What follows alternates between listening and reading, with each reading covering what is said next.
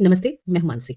Usually मैं आप लोगों को हमेशा हँसाने की कोशिश करती हूँ। कुछ हँसी, कुछ ठहाके और कभी कुछ मीनिंगफुल बातें लेकर आती हूँ। लेकिन आज मैं एक बहुत ही सीरियस मुद्दे पर बात करना चाहती हूँ। आपने न्यूज़ सुना ही होगा ट्विशा करके एक लड़की, तो ट्विशा वाज़ जस्ट वन। कुछ तो भी नया आविष्कार करना पड़ेगा शायद कि लोग एक-दूसरे की इज़्ज़त करना सीखेंगे, एक-दूसरे के साथ अच्छे से रहना सीखेंगे और प्यार से रहेंगे। ट्विशा के केस में अच्छे से दिख रहा है कि जो भी प्रॉब्लम हुआ है उसके साथ, उसने अपने माँ-बाप से शेयर भी किया है, उसकी मृत्यु अचानक से हो जाती है। फिर भी पावर के आगे कुछ सुनाई नहीं देता, कुछ दिखाई नहीं देता। तो मेरे हाथ में एक ई-मैगज़ीन की प्रिंटेड कॉपी है। उस मैगज़ीन का नाम है प्रतिज्ञान। बहुत ही सुंदर मैगज़ीन है और अमेज़न पे अवेलेबल है। तो मैं उसको थोड़ा-थोड़ा करके पढ़ती रहती हूँ क्योंकि मुझे बहुत अच्छा लगता है। अलग-अलग लोग अलग-अलग चीज़ें उसमें लिखते हैं। कुछ पोएट्री, कुछ स्टोरी, कुछ ज्ञान की बातें, कुछ चीज़ें शेयर करने की बातें।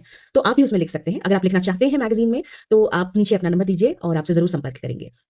तो वो जो है, एक कहानी उसमें मैंने पढ़ी, मेरी रूह काँप गई। आपको पता है ऐसी कितनी लेडीज़ हमारे काउंसलिंग में और हमारे ऑफ़िस में आती हैं, आई हैं आज तक, जिनको ये सारे रिलेशनशिप्स में जो ये छोटे-छोटे लोग कहते हैं, लेकिन ये छोटी बातें नहीं है, ये बहुत बड़ी बात है।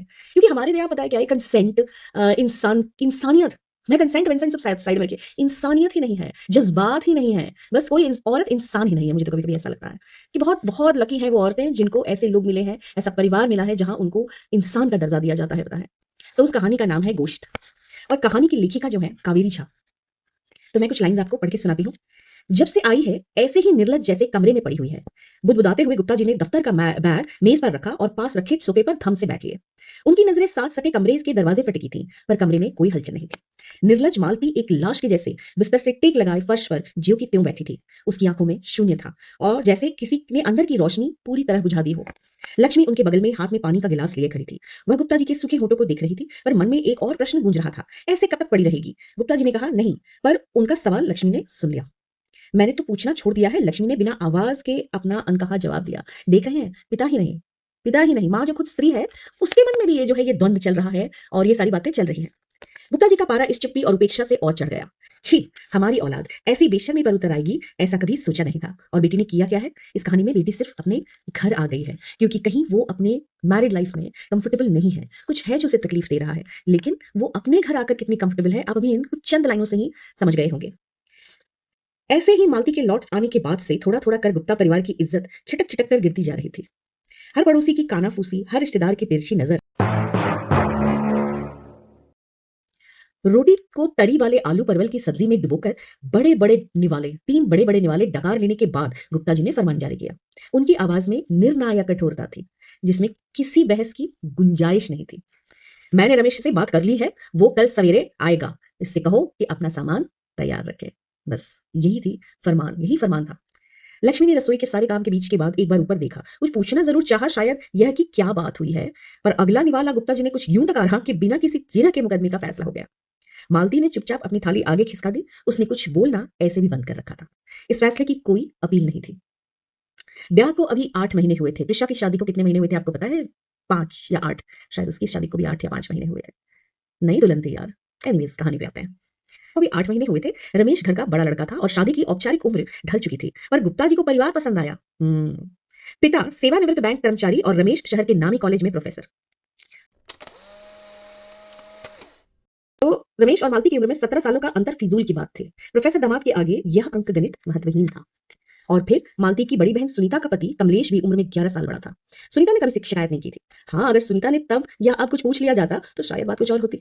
वैसे इस ब्याह में शुरू से कोई सस्पेंस नहीं था। मालती की इच्छा या अनिच्छा का प्रश्न ही नहीं था। पिताजी को पसंद है, यह अंतिम वाक्य था। इसलिए मालती ने अगर 8 महीने निभा लिया तो अब क्या आफत आ गई, यह गुप्ता परिवार के लिए समझना ही मुश्किल था। फेरे, विदाई और फिर रस्मों से थकी हारी मालती दुल्हन सी सजी बिस्तर पर आने वाली जिंदगी की पहेली समझने की कोशिश कर रही थी। उसे शायद एक एक कदम बढ़ाकर ये पहेली सुलझानी थी, छोटे छोटे अनुभवों से एक नया घर बनाना था। मगर रमेश ने एक ही कदम में सारी तस्वीर साफ कर दी थी।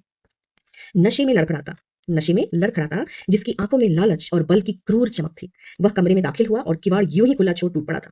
रमेश को गोश्त की दावत बहुत पसंद थी।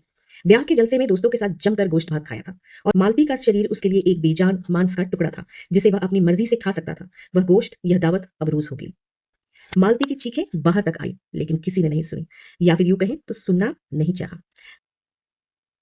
8 महीने तक वह बंद कमरे में गोश्त बनती रही। लेट अस मीट, MEAT, या मीट। सो लक्ष्मी ने दामाद के स्वागत में कोई कमी नहीं रखी। कट्टू वापस आइए, वापस आइए वहां जहां वो अपने माँ बाप के घर वापस आई है, सुरक्षित। फील करने के लिए, अच्छा फील करने के लिए, यानी कि वो उसके माँ-बाप का घर है, ओके? तो कचौड़ी, सब्जी और जलेबी का स्वादिष्ट नाश्ता कर रमेश के घर के बाहर खड़ा था। उसके चेहरे पर कोई बोझ या अपराध बोझ नहीं था, बल्कि एक आत्मसंतुष्टि का भाव था। रिक्शा वाला इंतजार में था। रमेश ने जेब से निकालकर एक सिगरेट सुलगाई। 4 कश लेते ही मालती खुद को समेटते-संभालते बाहर आ गई और जाकर रिक्शा में बैठ गई। उसके होंठ कुछ भी बोलने से इनकार कर रहे थे। जैसे कि अब वह किसी भी मानवीय भाषा पर भरोसा नहीं करते थे। उस रात जब रमेश कमरे की ओर बढ़ा, तो उसकी माँ ने कहा, "सुनो, किवाड़ लगा लेना।"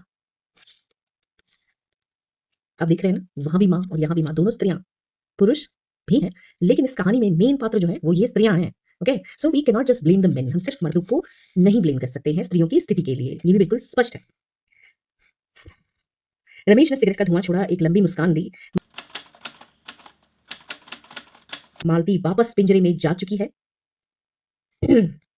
ये लास्ट लाइन पढ़ना ना मतलब बहुत कष्टदायक है मेरे लिए।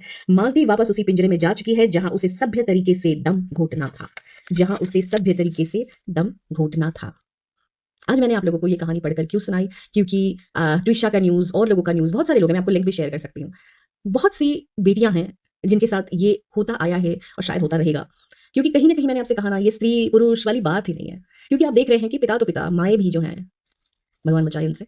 मैं ये बिलीव करती हूँ कि सिर्फ़ पुरुष को दोष देने से कोई फ़ायदा नहीं है और सारे पुरुष दोषी भी नहीं हैं। बहुत सी ऐसी खुशनसीब बच्चियाँ हैं जिनके घरों में उन्हें सुरक्षित महसूस होता है, चाहे वो मायका हो या ससुराल। लेकिन अनगिनत ऐसे घर हैं जो मायका हो या ससुराल बिल्कुल अनसेफ है, उनका कोई घर नहीं है। कोई उसे सिर्फ़ इसलिए खिला-पिला के बड़ा कर रहा है कि भई इसको कहीं भेज देना है और उसके बाद तो हम गंगा नहा लेंगे, और कोई बस वेट कर रहा है कि कभी गोश्त का टुकड़ा हमारे घर आ जाए या ढेर सारा जो है दहेज का सामान कोई लेकर हमारे घर आ जाए, या कोई तो फ़ायदा होगा उस लड़की के आने से, कुछ नहीं तो वही झाड़ू-पोछा तो लगा ही देगी। मैंने ऐसे भी केसेस देखे जहाँ लोग आती थीं और उनका जो है from a very well to do family, और जिस फैमिली में आई हैं सिर्फ़ और सिर्फ़ परेशान करने के लिए, हाँ, कोई कमी नहीं है, लेकिन सिर्फ़ और सिर्फ़ परेशान करने के लिए उससे घर के वो वाले काम कराए जाते हैं थे जो उसने कभी नहीं किए थे। उसको आई थिंक उसको इंसल्ट करने के लिए, उसको तोड़ने के लिए, उसको मानसिक के साथ-साथ शारीरिक भी तरीके से परेशान करने के लिए, वो सारे काम कराए, मेड्स हटा के, मेड को बिठा के, हटा के क्यों बोलूँ, बहुत सारी जगहों पर तो मेड को बिठा के चाय पिलाया जाता है, लेकिन उसका काम बहू से करवाया जाता है। ऐसी अनगिनत कहानियाँ हैं मेरे पास। बस इस कहानी को पढ़कर भी मेरा मन भर आया है, और इस कहानी की जो है लेखिका जो है कावेरी झा जी, आपको बहुत-बहुत सलाम, नमस्ते, प्रणाम। बहुत कम शब्दों में आपने वो दर्द बयान किया है जो अच्छे-अच्छे लोग पूरी-पूरी किताब में नहीं कर पाते हैं, क्योंकि कहीं वो सँभाल के लिखते हैं, कहीं वो ये सोच के लिखते हैं कि भई कोई कंट्रोवर्सी ना हो जाए, कोई प्रॉब्लम्स ना क्रिएट हो जाए, किसी को बुरा ना लग जाए। किसको बुरा लगेगा? किसको बुरा लगेगा? इंसानियत तो है ही नहीं कहीं, और ये ऐसी कौन-सी बात है जो नहीं मालूम है किसी को? सबको मालूम है, लेकिन ये फिर भी होता है और होता रहेगा और होता रहेगा। जब तक हम ये सोचते रहेंगे कि पैट्रियार्की जिसको हम बोलते हैं, वो पुरुषों का ये है। जी नहीं, पैट्रियार्की पुरुषों से ज़्यादा वुमेन चलाती हैं। Who are these women? कौन सी स्त्रियाँ हैं ये? ये वो स्त्रियाँ हैं जो वेल ग्रूम्ड हैं इसको चलाने के लिए। यानी उनको इस तरीके से रोबोटिक वे में कंडीशन कर दिया गया है, या फिर उनके अपनी जो सेल्फिश ये है, उससे वो निकल ही नहीं पाती। उनको लगता है ना बस यही करना है, क्योंकि भई हम कहाँ जाएँगे? हमको वही करना है और ऐसा ही होता है। क्या आपके साथ ऐसा कभी हुआ है कि आपने कुछ कहने की कोशिश की है और आपकी माँ ने आपसे कहा है कि छोड़ो जाने दो, ऐसा तो होता है, कभी-कभी गुस्सा आ जाता है, हो जाता है। हुँ? हुआ है आपके साथ? तो अगर इस कहानी ने आपके दिल को छुआ है, तो आप कुछ मत करो, लाइक, शेयर, सब्सक्राइब भूल जाओ। आप कम से कम बैठ के आज सोचो। आप सोचो, और आपने आपके आस-पास अगर ऐसी कोई महिला है, आपके घर में, आपके पड़ोस में, आप केवल सोचो कि उस पर क्या बीत रही होगी या क्या बीतती होगी? क्या बीतती होगी? बस इतना सोच लोगे, आपको रियलाइज़ होता है कि नहीं, यही हमारा स्ट्रगल है। हम समझते हैं कि नहीं, ये हमारा स्ट्रगल है। दुनिया को हम नहीं सुधार सकते हैं, लेकिन हम खुद को तो सही रख सकते हैं। हम अपनी बेटियों को, आपकी बेटी को, हमारी बेटियों को ये कष्ट नहीं झेलने देंगे। तो बस दुनिया ऐसे ही सुधर जाएगी। कि हमारी कोई बच्ची है तो हम उसको ये कष्ट इस तरह के इसमें अकेला नहीं छोड़ेंगे। हम ऐसे इस तरह की शादियाँ, बेमेल शादियाँ नहीं करेंगे, और अगर हमारी बच्ची ने ज़रा भी हमें दिया कि मैं अनसेफ फ़ील कर रही हूँ, there is no waiting period, okay? You don't know, maybe next hour she will die, next hour something must be can be done to her. So save your daughters, बेटी बचाओ भई।